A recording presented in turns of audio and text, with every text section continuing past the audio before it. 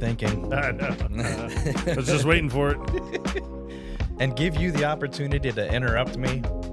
No, never. I've learned my lesson well, like Madonna said in that one song. Have you? Probably not. Let's be honest.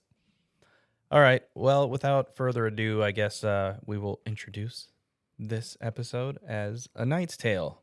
And the reason I was thinking about doing this movie was because in our recent episode, I think it was Tombstone. I think we were talking about Tombstone. I believe so, yes. And the idea of method actors came up. And Heath Ledger was one of the names that we mentioned. And I was thinking, I think that would be a perfect segue to do A Knight's Tale. So I'm looking forward to this one. And I'm glad I got a chance to watch it again because like most of the movies we talk about, it's usually been a long time since I've seen them. And this was no exception. Now, I know you had mentioned that you hadn't seen this movie in its entirety. And I feel like it's usually me that happens to. Yeah, correct. Because when you and I talked about it, I had told you during the time when this came out, I was working at a movie theater. And I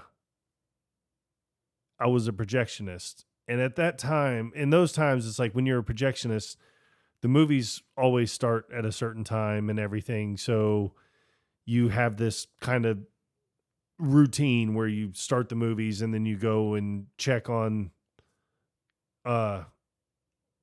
each film and everything to make sure that nothing's wrong, that there's not a bad splice in the movie, that the film itself hasn't gotten jammed up or anything like that. Because this is pre-digital. Correct. Yeah, I mean, there used to be film canisters and everything where the film would show up in, and you had to tape it together, and hopefully everything went. Crazy, hopefully man. Everything went well. Wow. So we are aging ourselves. But you always seem to catch the same parts in movies, like even still to this day. And I mean, it's not. I don't want to say that I'm proud of this fact, but I'll never sit down and watch it in its entirety because you had a job to do. Well, I don't care, but Titanic is the same thing. I have seen parts of the movie Titanic, and I've always seen the same parts. But everything else, I really don't care about. It's just like, okay, whatever. But it's the same with like A Knight's Tale. Like I always saw the same parts over and over again. And then after it came out, on TV, I would always catch it somewhere in the movie. So I had never actually sat down and watched this movie from beginning to end. So that was I enjoyed it. Fun fact, the first time I ever made out with a girl was watching Titanic. So I missed quite a bit of the movie.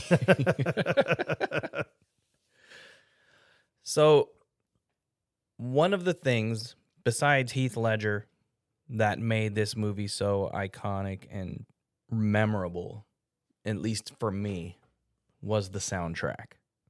And we talked about this, how they actually used modern day music. Yes. For a movie that's supposed to be set in like the medieval times. Yeah, and that's what I always found confusing because on the projectors that I would man, there was a volume button on the side. So you could like turn it up a little bit if you wanted to watch a certain scene or whatever. And the other projectionist, the one that actually trained me on how to be a projectionist, he would turn the volume up on some of the movies. And so I would be doing something, and then all of a sudden I hear Kid Rock, ba with a ba, and I'm like, what movie is that in? And then I find out it's A Knight's Tale, and I'm like, why? And then I'm like, okay, well, maybe it's just someone that goes to Renaissance fairs or something and does the jousting or whatever. So when I found out that it was actually in medieval times, I'm like, the soundtrack doesn't make any sense, man. The soundtrack's not soundtracking. Yeah, exactly. So according to IMDb, director Brian Helgeland once said in an interview that he used modern music in the movie to show modern audiences what people then felt about their music. When true Renaissance music is used in modern movies, It fails to convey the emotional response that people back then had to such music. And I think that really checks out because that checks out. Um, the music that they picked for certain scenes, I feel like really matched the vibe of like what was going on. And if they would have used period music, it wouldn't have felt right, I don't think. Yeah, I mean, I think everything in it lined up perfectly.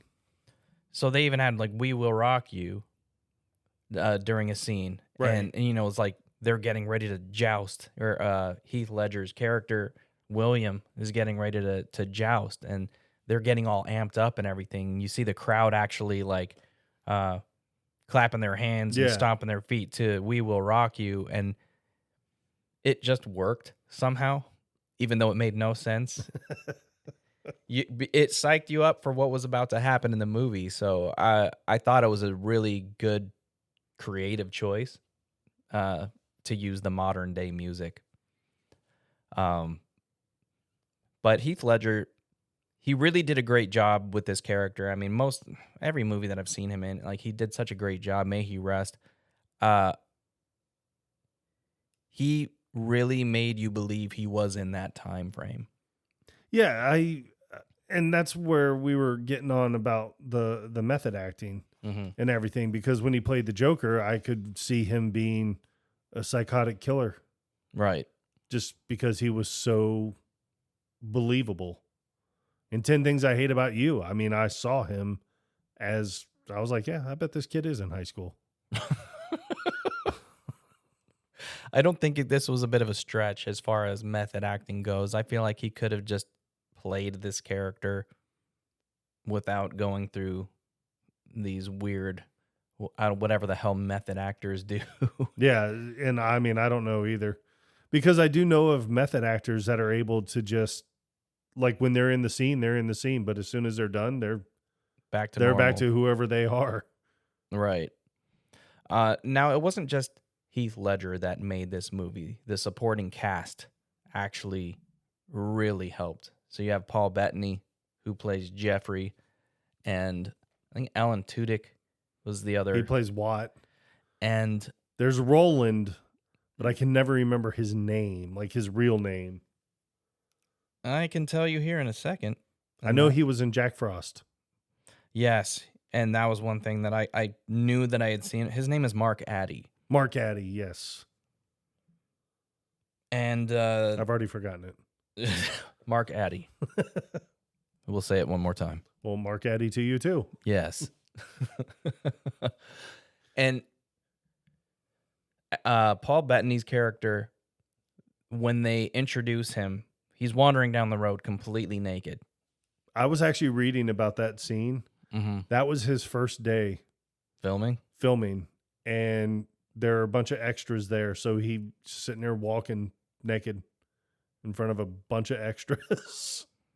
I wonder if they It's like had anything covering his junk at all. I don't know, but I mean, how do you respond to that? Like, you show up and you're like, yeah, all right, I'm here to film A Knight's Tale. And then all of a sudden it's like, good, take your clothes off. Like, wait a minute. I didn't know I was at my doctor's office. I didn't think it was that type of movie. Do you know my dentist? Well, for those of you who have not seen A Knight's Tale, the whole premise is William, played by Heath Ledger, he wants to be a knight, and he wants to change his stars. He wants to change his stars because his father promised that he would be able to do that someday. And this is one of the ways that he wanted to do it. He wanted to be able to joust and just be a knight in general, but it's typically not in the cards. But an interesting concept was brought up during this movie about royal lineage. And I think somebody was questioning, like, well, how does that even start? Like, where does somebody become royalty? Right. Like, somebody just has to announce it one day and that bloodline just continues being royalty. Well, I mean, back in those days, it was kind of more like, you had, say, like a village or something that's just sitting here like, okay, well, we're going to at least, going off of like the Viking era, it would be like, hey, we're going to go and take over this place. And then you take over that place, but you always have the leader of the army or the troops that's going. So it's like, okay, I'm going to go and you take over, and then everyone's following that leader. And then, if it's like, if they didn't kill you and they took you hostage or whatever, they always gave you a choice. Like, you can join our army to make our army stronger, but you're going to follow me and what I say. So eventually it's going to be like, if you take over enough land, you're going to be telling people, see all this is all mine now. And now I'm the king, and then this is my army. And then that's just kind of how it went. And then you were a king. Yeah. And it is odd that some countries still follow that to this day. Like England still has kings and princes and shit like that. And I just don't understand how. Yeah. I mean, I don't either. I mean, we have a president, but then you go up to like Canada and they have like what, a prime minister and stuff like, I mean, it just doesn't, I guess it's just all their different ways of saying, well, I'm the ruler. Right. How William was able to even get involved in the jousting was pretty interesting, because at the beginning of the movie, and I don't know how they were affiliated with the guy, but I think he was the original jouster. He was the original jouster, but like it doesn't show anything on like how they all came together. It doesn't even show, or if they were like apprentices of his or anything. You don't know if they're affiliated with this guy at all, but this guy was jousting and they find him leaned up against a tree, dead. Yeah, and it doesn't show how he died or anything. He's just leaning there, and then natural causes, obviously. Possibly, yes.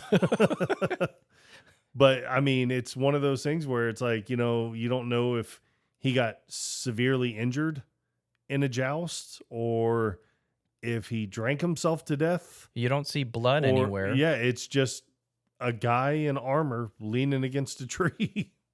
Yeah. And so William makes a decision after one of the organizers of the joust event comes over, and I don't remember the name of the original jouster. It starts with an E, like edict or something like that. Eunuch, something around those lines. Yeah.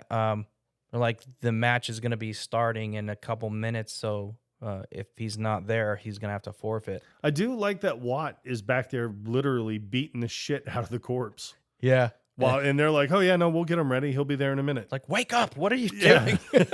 He's obviously dead, man. I will fong you. And I love whenever he would bring that up. Like, he used that multiple times throughout the movie, and each time it was progressively funnier. Yeah. Like, lots of pain. You're in for a good fonging. Yes. But William makes the decision.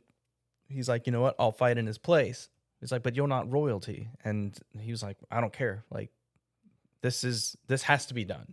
Yes. So they're like, get his armor off. He's like, I'm gonna fight in his place. So he fights in the guy's place, and they end up winning 13 silver pieces, whatever coins. Yeah. And to them, and they haven't eaten in like 3 or 4 days, I think somebody said. I think it was Watt, because he was bitching about it. And Roland, he was like, I'm going back home. Mm-hmm. That's all I wanted. I'm just going back home. Roland wants to go home. Watt wants to eat some kind of weird cake with peppermint icing or frosting. I know. I can't remember what it was, but it sounded good and delicious. But then at the same time, you're kind of like, I don't know. I could really go for a turkey leg or something. Yeah. Something more substantial. But I thought that was funny. But William, he's like, I think we could do this. Like, I think we could continue fighting. And the other two, they didn't want anything to do with it. Like, you can't do this. What are you talking about? You're not royalty. You can't joust. And like, nobody's going to let you in without like patents of nobility. And that ended up being one of the things that connected them to Jeffrey once they Enter stumbled Chaucer. across. Yeah, once they came across this guy, not literally, because the guy was naked, and that would just be gross. But I like how William tried to convince them that we're going to do this, because he's like, we could take our 13 silver pieces and go our separate ways, or, you could each take however many he gives them a piece. See, and honestly, I don't think it was 13. I think it was 15. Was it because 15? they each got 5. Okay, that might be it.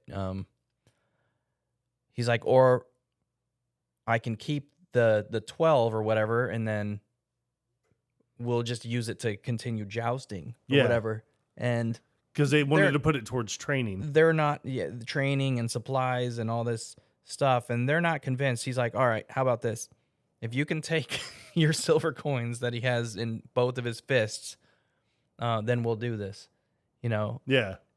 And it was a funny moment because they both like tackle him and they're trying to like pry their money out of his hand. Like Watt bites his hand and he's like, what, you're biting me? He's like, that's how hungry I am. Now, I do like when they stumbled upon Chaucer, he had to come up with names because they were trying to figure out why he was walking down the road naked. And he's like, I'm trudging. And they're like, what? To trudge. It's like the lonely walk of somebody who has nothing to live for, that kind of deal. Yeah. But when they conversed with him further, they found out that he was a writer. He'll basically write anything. Poetry, literature, patents of nobility. And then I think it cuts to William at that point. Yeah. It's like, who? Okay. Might be onto something here. Yes. But when they introduced themselves, he had to come up with fictitious names. But what I found interesting was Chaucer was on them, onto them immediately. Like right away, as soon as they said their names. Yeah. So he somehow pulls out of his ass, Sir Ulrich von Liechtenstein of Gelderland. Like, where do you even get something like that? And, I don't know. And the main antagonist later on in the movie, he's like, well, I would have trouble remembering that too. That's quite a mouthful. Yeah, because when he says, what's your name? And he's like, my name? And he was like, oh, so... You don't remember your name? Or is it Sir your name? Or is it just Sir And that guy's an asshole. He is, but he did a really good job at kind of being funny. Now, I do like the very first joust that William is in, and he gets pegged like right in the face, but he doesn't fall off his horse. So they end up winning the joust because the guy didn't get enough points. But then when they were like, Knight, you need to take your helmet off, and he was like, I can't because it's kind of stuck to my face. Like knocks on it. What I found interesting is whenever you would place, I'm guessing top 3, you would get your reward, which seemed to be in the form of some gold statue. But how easily they were able to cut up the statue to take whatever they needed from it. Right. Like, for instance, he was fighting in that dead guy's armor, which was not made for him, so it doesn't fit him correctly. And during one of the matches, it gets a crack right in the chest plate. So he was talking to the blacksmiths to see if they could repair it, but he didn't have the money to pay them. And when they recommended that he went to the female blacksmith, she was saying, like, she also said, like, I don't work for free. But, when he eventually won the next match, she basically knocked the head off of this horseman, and that was her share of what was owed. It's like, do you just eyeball how much this thing is worth or what? But, like, if this thing is made out of gold, I wouldn't think you'd be able to just easily whack off the head. No, you wouldn't be able to just whack the head off of it or whatever piece she knocked off of it. But I do enjoy her introduction because when they go over and he was like, my armor, and she was like, well, sorry, I don't work for free. And he was like, oh, it's just as well. They said you couldn't do it anyway. And she was like, wait, what? Why? Because I'm a woman? He's like, no, they said you were You were good with horseshoes, but shite with armor. The Yeah. fact that you were a woman wasn't even mentioned. That was such a good line. So then she was like, give it to me. Yeah. So she fixes it. But then, you know, I think her payment, she was, I think at first she didn't even want to be paid. She was like, let me just travel with you till Paris. Yeah, and William didn't want to. Yeah, and he go was with like, that. no, I don't think so. He's like, we travel alone. It's like, well, you're not technically alone. Yeah, there's it's 4 three of you. Yeah, it was 3 of you, and now there's a 4th one that you just picked up off the side of the road. Right. So now, yes, you could add someone else who most likely would be invaluable to you because you are in a sport and you compete in events where your armor could be damaged. So wouldn't you want someone there that could fix the armor? Right, as needed.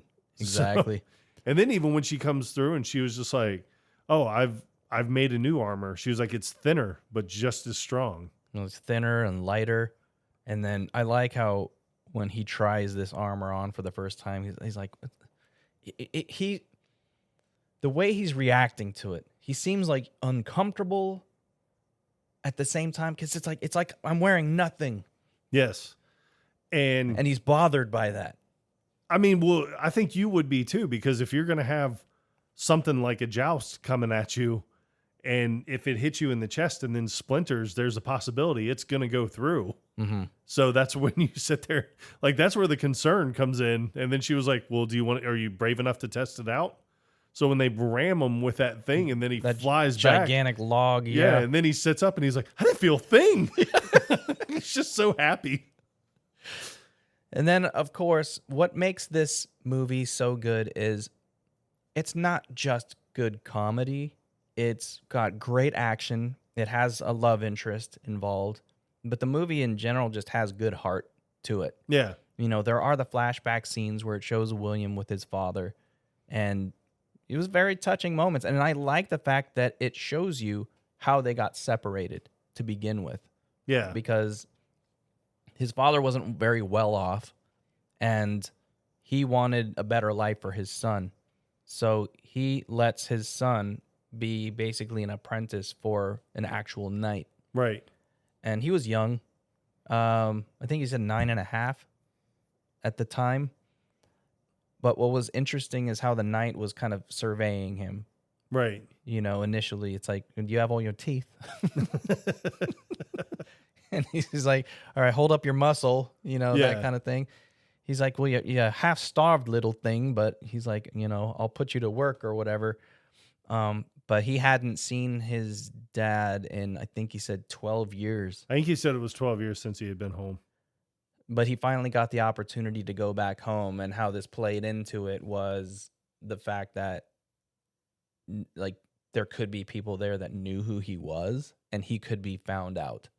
You know, because Chaucer created the patents of nobility, and he was able to use those to go from match to match, and he was just winning and winning and winning. The only person that he had not defeated was Adhemar. Adhemar, who's played by Rufus Sewell, which I cannot remember what else I had seen him in. He's done a good bit. He was in The Illusionist, and that might be the one movie that I remember him from. And he's got one of those faces that just make you want to fong. Lots. You're in for a good fonging. Pain. Lots of pain. Yeah, he definitely is like the type that would be typecast as the bad guy. Yeah, I could see him being a bad guy, and especially like if it came to being like a billionaire bad guy. Like, oh yeah. He would definitely fit that I could see role it. for sure. But speaking of the fonging, when Watt approaches Jeffrey for the first time, and he wants to set some ground rules right off the bat.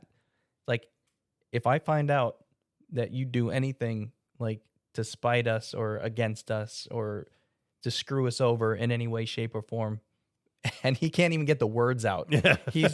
He's got himself all tethered up. Yeah. And he's like, I will thong you. Yeah, he wound Let's- himself up. Yeah, and he hadn't even done anything. I know. But he's like, he makes the motion like he's going to wring his neck, and he's like, pain. Lots of pain. But he's like, you know what, you feed me, you clothe me, you let me ride your horse a while. Like I'll write your patents or patents of nobility or whatever. And you know, he becomes one of them. And he actually was true to his word, which I thought was good.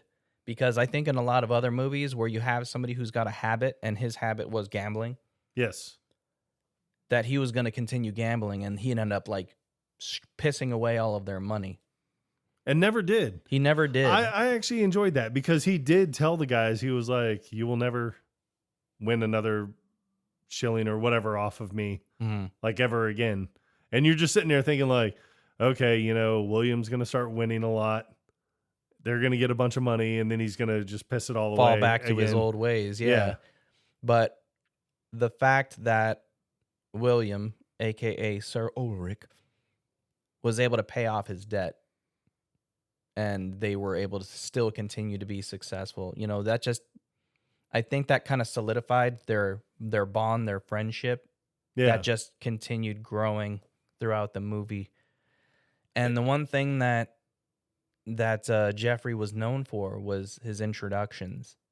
And he did such a great job of this. And there is a fact that I stumbled upon from this movie where it was, let me see if I can find it. Was it his first introduction of William? I don't know if it was his first introduction, but it was definitely one of the introductions where the extras weren't clued in on. Oh, that's because none of them could speak English. Is that what it was? Yeah, they were all from Czechoslovakia. And that may have been where they filmed it, so they didn't understand a word he said. So Roland, Mark Addy, is when he's just finally like, yeah. Then that's when everyone's like, okay, yeah, this is when we have to yell and cheer for him. Yeah, I saw the same factoid. Yeah, and I'm freaking IMDb. Like, I can never find where the trivia details are, and forgive me. And I would never do any of these justice, so I'm not even going to bother trying. Oh, yeah, no, it's way too... I don't even know how he got through it.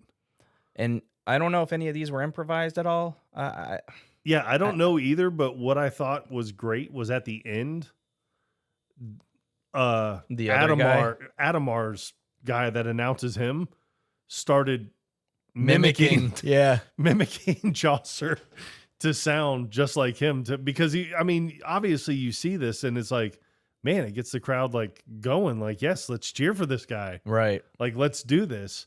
I do like that when William was fighting, and I can't remember what name he had used, but when he comes, like when they go by on the horse and he opens up his mask and he's just like, I regret to say, he's like, I cannot go on, but I've never not finished anything. And he was like, okay, I got you. Like, will you grant me the honor or pride, whatever the word he used.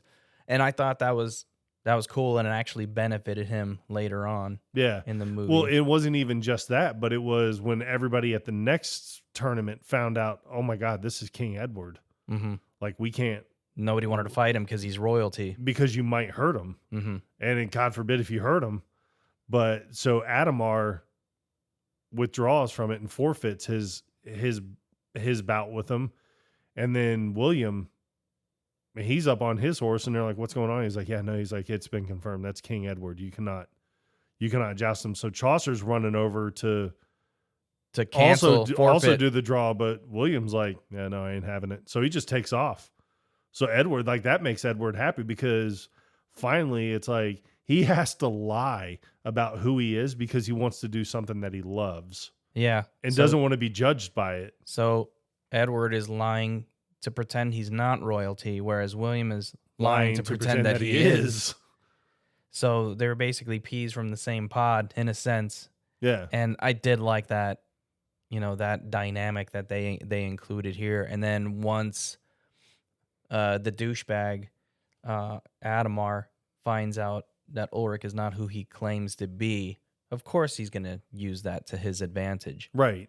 Because there is the one where I can't remember exactly what he says, but they're watching William joust. And Adhemar's talking to someone. He was like, but how do we beat him?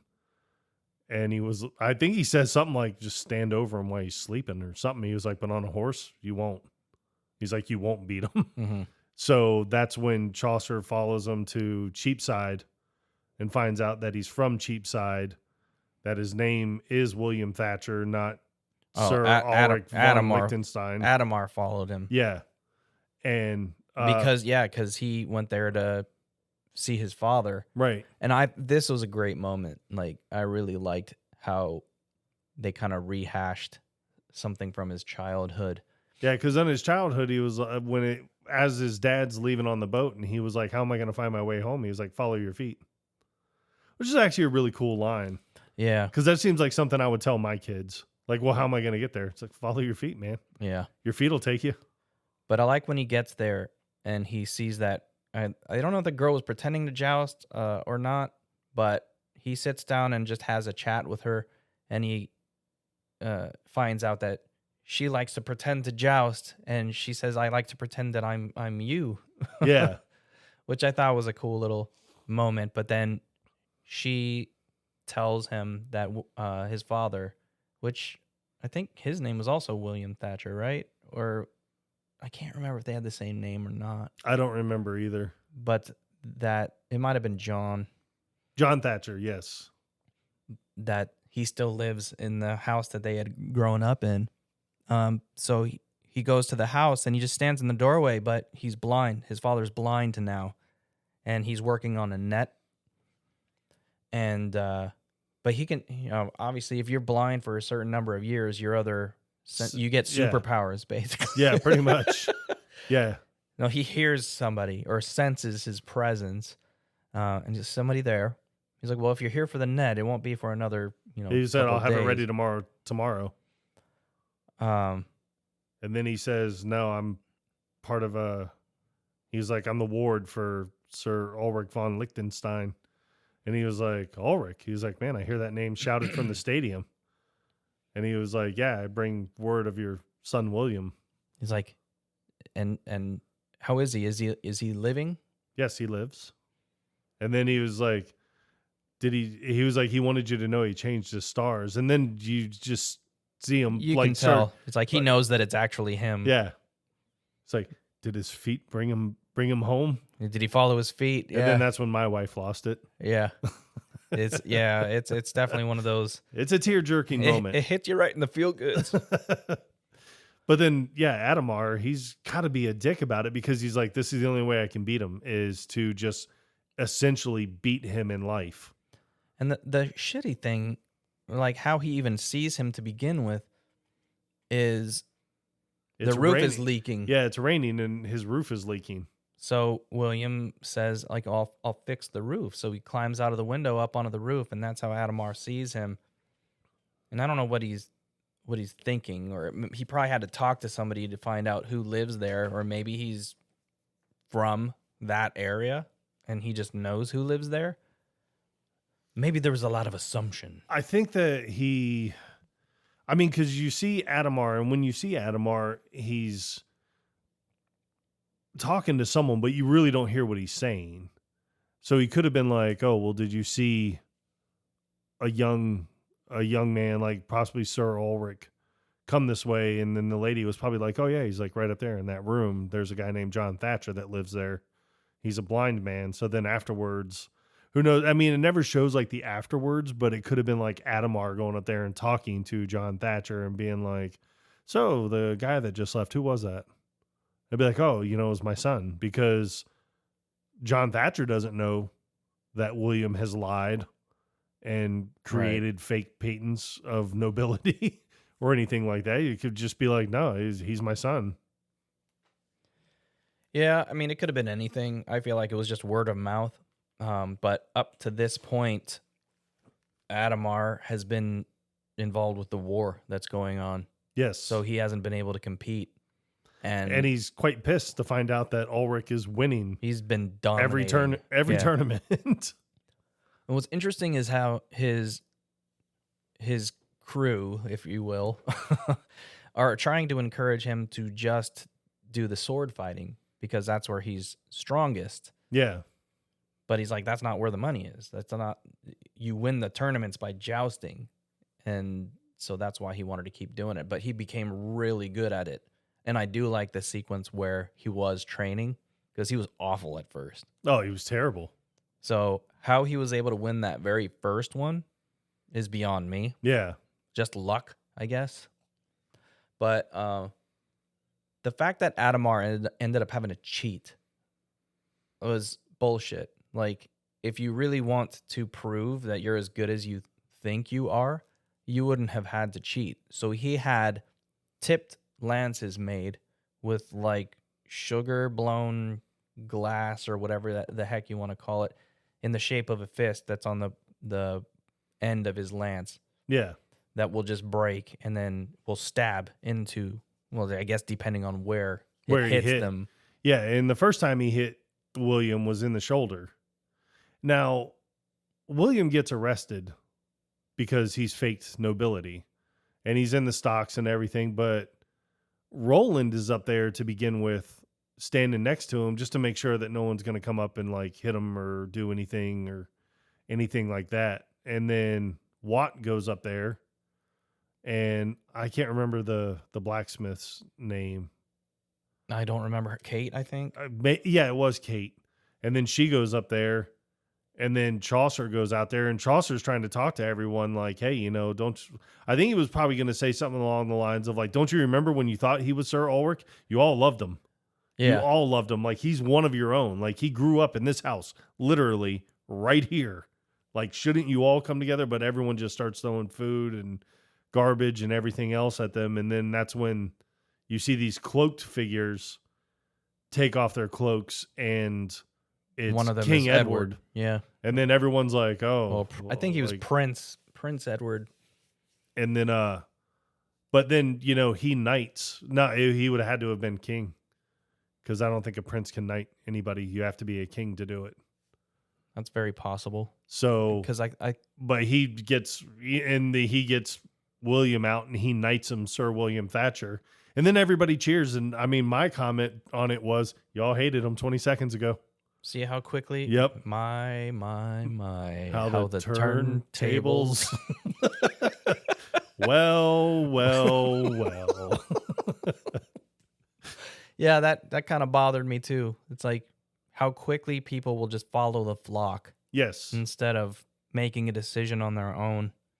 It's like he didn't do anything wrong except for lying about who he was just to fight in a tournament. It's like, isn't that really that big of a deal? I mean, I can relate that to what's going on in our country right now. Correct. Yes. So, I mean, so then he gets the chance to joust, which, I mean, honestly, clearly would piss Adhemar off. So he has to cheat to win, and William gets pierced in the shoulder. And then when he goes back, he was like, I can't even hold my lance up. So he gets hit again. And then on the third time, he's like, no, lash it to my arm. Yeah, he can't even hold it. He can't even keep the armor on. He has them take the armor off and then they strap the lance to his arm. And somehow, even with that piercing right in his shoulder, he gets the lance higher. He's holding it all the way up. Yeah, than he ever held it. Yeah, during any other match. But yeah, of course he ends up winning. Otherwise, it wouldn't. Yeah, it wouldn't be a feel-good story. It wouldn't be the typical movie. But when all this starts, when he starts jousting, he goes to, I guess he's going from town to town, wherever the next tournament is, and he stumbled across the love interest. Yes. Who, for some reason, I could never remember the name. And Jocelyn is her name in the movie. Her name's Shannon Sosama. Yeah, but for some reason, in my mind, because it had been so long since I had seen this movie, I always confused her with Rosario Dawson. And I think it's because they have a similar look, but if I see them side by side, they don't look anything alike. Correct. Really. Yes. So I don't know where that was even coming from. I think it was just the time frame, because this movie came out, 2001, I think. Yeah. Right around And that Rosario time. Dawson, I mean, she's done way more than Shannon Sosamon has. Right. So, I mean, I'm sure at that point in time, she was in a ton of stuff. So why not A Knight's Tale? Yeah. It could have been her very easily. But I like how he sees her and immediately is like love at first sight, that whole spiel. Right. But I appreciate that they had to add this additional element to the story, because you have the action, you have the comedy, you have to have romance to make it the complete, like the trifecta. Right. And then, of course, you have to have what I like to call a crisis of confidence. Yes. So William gets beat by Adhemar in the very first jousting tournament that he faces him in. But William does win the sword battles. So, and then that's when, but Adhemar became tournament champion. So then when he started talking to his crew and everything, and they're like, oh, wow, you came in first. And he was like, no, it's tournament champion or nothing. So then that's when, Jocelyn starts talking to him, and she was like, oh, well, you have me. Now he has told her like beautiful things and everything up to this point, but he really wants to beat Adhemar because, I think deep down he's like, I know I can beat you. And Adhemar keeps telling him that same phrase. Oh, I can't remember the phrase. Oh, he's like, you've been weighed, you've been measured, and you've been found wanting. Yes. So that's what he always tells him. And then, but Jocelyn is in love with William. Adhemar, she just doesn't know it yet. Yeah. But Adhemar's like, I'm going to have sex with her, make her my wife, and then she'll just have to do whatever I say. He's trying to impress her with things that she doesn't care about. And there is even a moment later on in the movie where I guess other suitors, potential suitors, have promised to win the tournament for her. Right. And her friend, who I can't remember her name. It would be, I don't know if it would be a friend, but maybe just her ward. Maybe. But she had mentioned that he's the only one that hasn't promised to win the tournament for her. Right. Because he's not that shallow, Yeah. But later on in the movie, she asks him if you actually truly love me, because they had a falling out. And this part has always kind of bothered me. And I don't know if this is right after losing, maybe, but he's pissed off, and she comes to meet him after the tournament, and he's like, you're just a silly girl, you know? But like, why is he taking it out on her? She didn't do anything. And that's what I never have really understood. Like, what are you so pissed off about? And why are you taking it out on her? Because I think it was a crisis of confidence. And that's usually what happens in movies where the main hero, like the heroine in the movie, has a crisis of confidence. And there's always going to be the love interest that's like, what are you talking about? Like, you are perfect just the way you are. And it's like, you don't even know what you're talking about. Mm-hmm. Like, I know I can do it. And I pity the fool that don't think I can. So and I think all she's trying to do is invite him to that dance that they were going to have that evening, like this celebratory dance. Yeah. And he's like, wear to what? Like, what am I going to wear? Why am I going to go to a dance? Just a silly dance, and you're just a silly girl. Yeah. This kind of thing. And then, Because then she says something about a flower, and he was like, you can't pierce armor with a flower. Like, you're a silly girl. You don't understand what's going on. So, and yeah, I mean, obviously, like any woman would be mad. But then, he obviously, after he cools down a little bit, he's like, damn, I miss her. I need to tell her I miss her. Yeah, and I might be getting the timing right, because I don't know if it was the that was the scene before the dance, because I think they had their falling out and they didn't See, speak for a while. Well, I think the first time when he won the sword thing, he was telling everyone, he was like, all right, pack up, we got to go. And then like everyone's trying to pack. And then that's when the armor, Kate, comes over and he was like, here, just take what we owe off of this. And she was like, you don't have to pay me. Just take me to Paris and that'll be payment. And they're like, no, we travel alone. And they're like, we have to get out of here though, because we have to get to the next town for the next tournament. Because I think the next tournament was in like a week. And then that's when the ward came over of Jocelyn's, and she was like, hey, Jocelyn wants to know what you're wearing tonight so she can color match you. And everyone's like, oh no, we're not going to a dance. And he was like, what? No. He was like, no, you don't speak for me. He's like, He's like, I can answer my own questions. Because she went up to Roland to ask, like, what color is the Lord wearing to the dance? And she was like, because she wants to mimic his colors. And he was like, oh, I'm sorry, but we're not going to the dance. We're actually leaving. He was like, what? No. It's like, just hang on. He was like, no, they don't speak for me.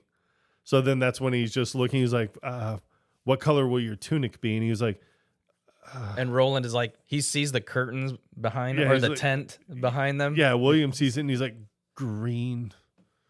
No, Roland comes up to this. It's like green with sort of a green, light green, with wooden tassels or toggles. Yeah. So, and Roland ends up making it for him, but then they're trying to dance, and then that's when the blacksmith comes in. Which just made for another good moment, another opportunity to just have something that is completely out of character for William, to show, well, I don't know how to do this thing either. Yeah. So I'm going to learn. And he was going to put in the time to do it. Yep. He had to learn how to dance. And I thought that was another great scene, because he was dancing with Watt. Yeah. But they have Kate right there. Why isn't he dancing with Kate? I know. Did he feel like he was doing something wrong if he danced with her? It would have made a lot more sense though. Yeah. But it was another moment. But I think when he got mad at Jocelyn was because when they were at the next tournament, Adhemar wasn't there because he had been called away to war. Mm-hmm. And I think that's what really pissed William off, because he's like, I can't believe it. Like, the one time I could show him I'm better than you. And God knows when you're coming back from the war, like, all this could be over. Right. So I think that's why he had the crisis of confidence, because he had been beaten before and then sat there and thought, is like, I'm never going to get another chance to prove that I'm better than Adhemar. What I do like, and I don't know, you like your unspoken things, your little moments that you think that a lot of people overlook. Right. I got the impression that Jocelyn's ward, or whatever her title is, like, she had a thing for Roland. I know, I caught on to that.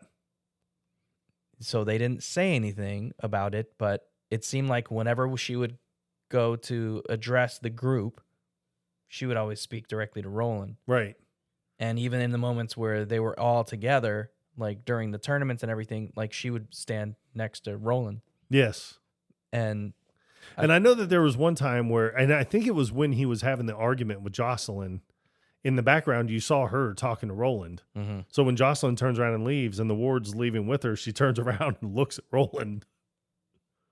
Yeah, so I thought that was kind of cool. And that they didn't have to expand on that, because I think that would have taken away from the main story.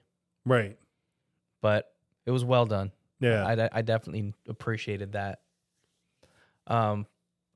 One of my favorite things about this movie is just the repeated interactions between Watt and Chaucer. Yes. Because they were constantly going at each other. It's mostly Watt going after Chaucer. It's always Watt. When he was teaching him how to dance, and he was like 1, 2, 3, 4, 1, 2, 3, 4. Watt don't lead because you're the girl. And something about that moment, like, he definitely hit a nerve, and Watt ends up punching Jocelyn Yes. in the face, and then the next scene, Yeah, it where cuts he's- to the next scene. and he's got a tissue in his. But then that's when Kate walks over because I think she's there to like feed the horses or whatever, and she just starts laughing. Mhm. And he's like, "Oh, what? You think you can do better?" And she was like, "Yes." And he's like, "Well, show us then." And I think that's how she becomes part of their group. Right. So, And it was kind of funny because he learns how to dance in this very specific way, and he thinks that, okay, well, this is how they're gonna dance at this event. But when he gets there, they want him to show everyone how he dances where he's from. well, it's not And even he- and it's he had not a- even everyone. It's Adhemar that brings it up. And Adhemar's like, "Why don't you show us the native dance of your homeland, Gelderland?" Yeah. And so he does the dance and everything, and Jocelyn joins right in, and then everyone joins in, and everyone just starts dancing. But you could just see the look on Adhemar's face, like, foiled again. He's like, I'm doing everything in my power to make you look like a jackass, and it's backfiring every Yep. time. Every time. Just focus on you. Be a good person. I know, Quit being a exactly. dick, man.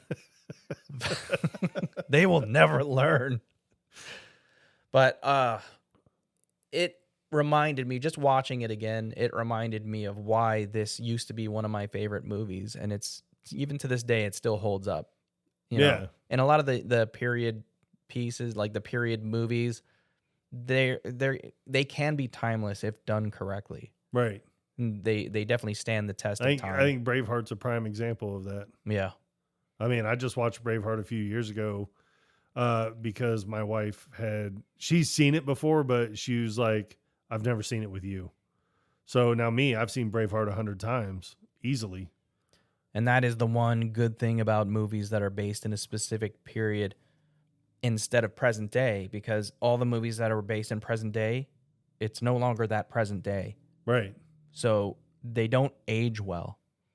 They can still be good movies, but you can definitely find yourself picking things apart like, oh, I remember that. Oh, landlines and the way that people are dressed or the cars that they're driving. It's like, present day. you don't feel like you're... Where the hell can you find a payphone? Yeah. Present day. Do you have is there a payphone bank anywhere nearby? A payphone bank?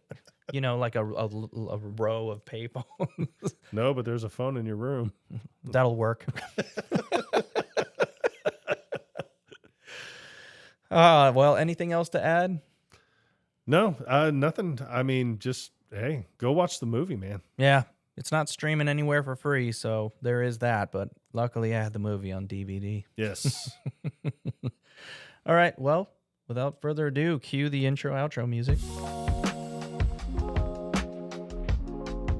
And until next time, Hey, Quotable Podcast out. you have been weighed, you have been measured, and you have been found wanting.